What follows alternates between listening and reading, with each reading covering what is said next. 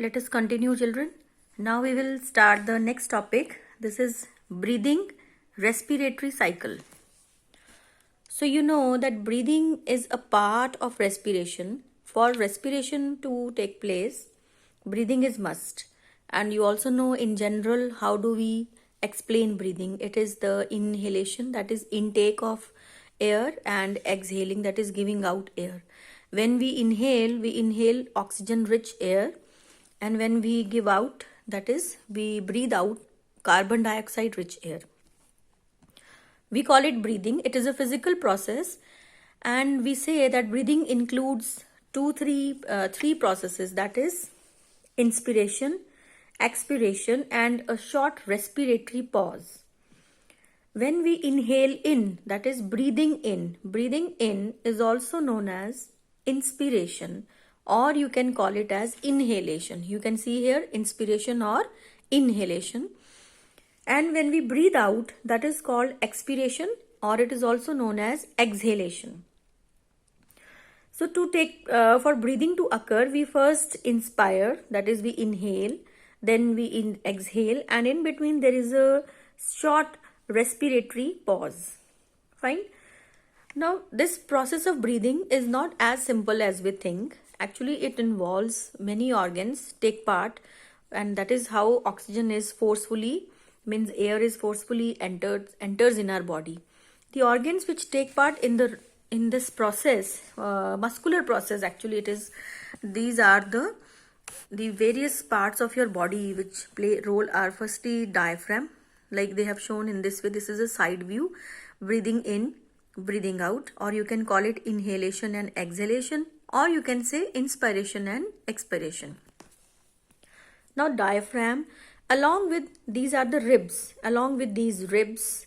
and between these ribs there are muscles are present. There are muscles of various types which play role in together, and how we are able to, this is how we are able to inhale and exhale. The muscles which are present between these ribs are known as intercostal muscles.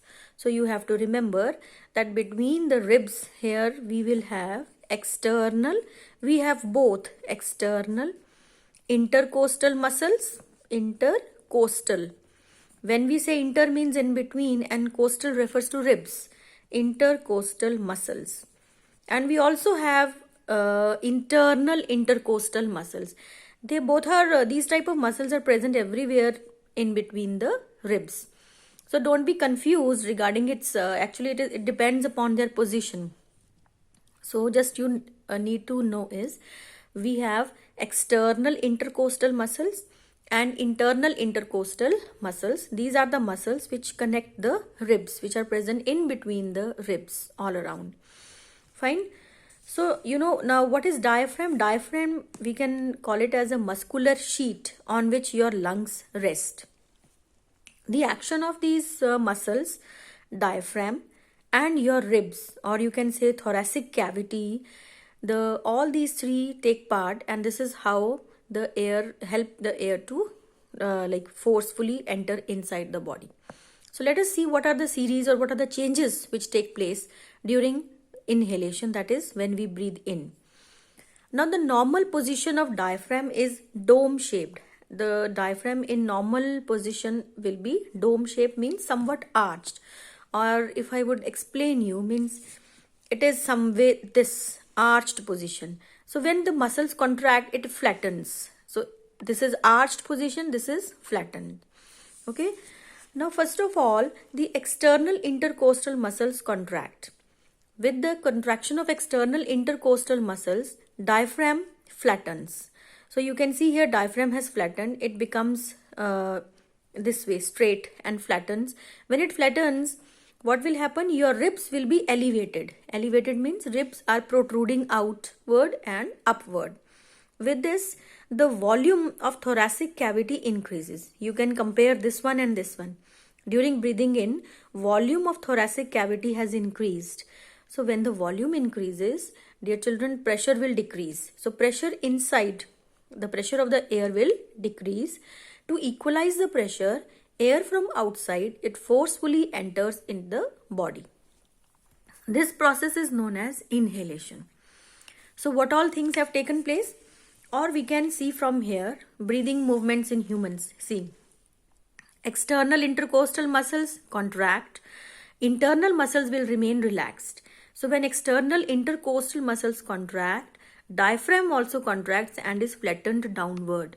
When diaphragm is flattened downward, rib cage and sternum will move upward and outward. So because of that, volume of the thoracic cavity will increase.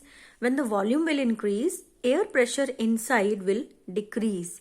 To equalize this pressure, air from outside will be driven into the lungs. So this is what takes place during inspiration. Now if we talk about breathing out, that is expiration, opposite changes will take place. What will happen? Now these external intercostal muscles will relax. First they have contracted, now they will relax. When these muscles will relax, diaphragm will from flattened position will return to its dome shaped position. So when it returns to its dome shaped position, ribs will be depressed, means they will be now inward. So when they become inward, the volume will decrease. Once the volume decreases, so volume decreases, so pressure inside will now increase. So again, to equalize the pressure, the air from inside will be pulled, or you can say will be forced to come out.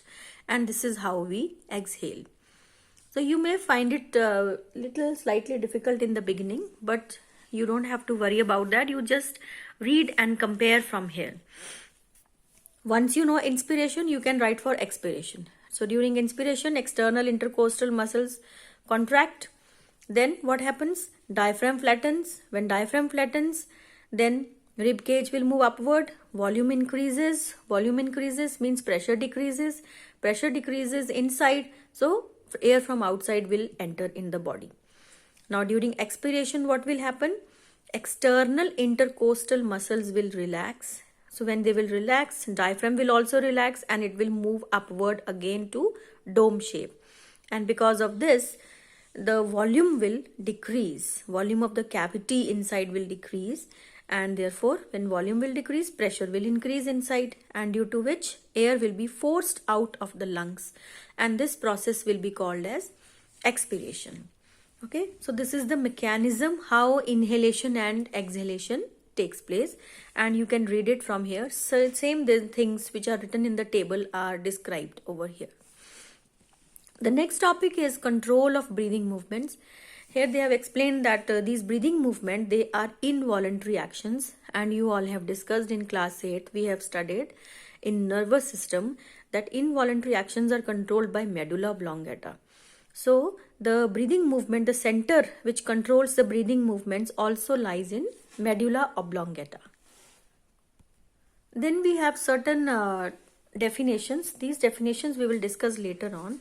But before that, since this is a connected topic, inspired air versus expired air, means the air which we inhale and which we exhale. If we compare, one thing you should know is that when we inhale or when we exhale, suppose we exhale, we breathe out, you should not think that all the air will come out. Some air is always there throughout the respiratory tract. It may be entrapped in the trachea, in the bronchi, in the alveoli. Always there will be. Actually, air is only becoming better and worse. Better means when you are inhaling, you are taking more oxygen. So air is getting richer in oxygen. And when you are exhaling, you are giving out carbon dioxide. That time air may be worse. Means it may have more carbon dioxide as compared to oxygen. And if we compare the air which we breathe out, the air which we breathe out will be having less oxygen. Obviously, it will be having more carbon dioxide.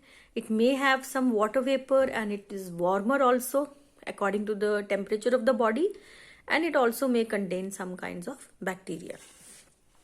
Okay, so the next topic is effect of altitude on breathing. See, you all might have read in junior classes that as we go higher and higher, so there the air pressure in the air is decreased because there is less oxygen is available. So when less oxygen is available, let's say at about 4,500 meters, so we start suffering from sickness, air sickness, that is dizziness or maybe loss of hearing or vision, means we feel unconscious. right? That is due to lack of oxygen at higher altitudes.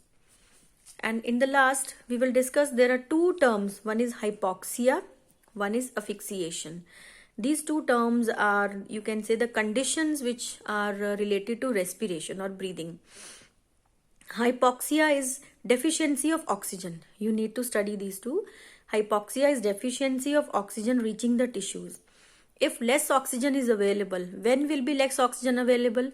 For example, they have given you an example. You are sitting in a crowded bus or in a crowded room and so many people are there. So at that time, obviously carbon dioxide level will be higher and oxygen will be less. So you may feel suffocation. That suffocation is caused due to lack of oxygen which is reaching your tissues. And you may feel unconscious also. Fine. And the second term is asphyxiation. Asphyxiation is a condition in which blood becomes more venous. Venous means like in your veins, the blood which is in your vein, that is more rich in carbon dioxide. So this occurs because you know that we need to exhale continuously and inhale also. So suppose a condition arises when somebody is drowning or during strangulation, then what will happen? We are unable to exhale. So carbon dioxide will start accumulating inside the body. So when carbon dioxide starts accumulating, the condition is known as asphyxiation. And if it is not quickly removed, it may prove fatal also. Okay, so dear children, please revise till here, and we will discuss the next topic in the next videos. So thank you very much. God bless you.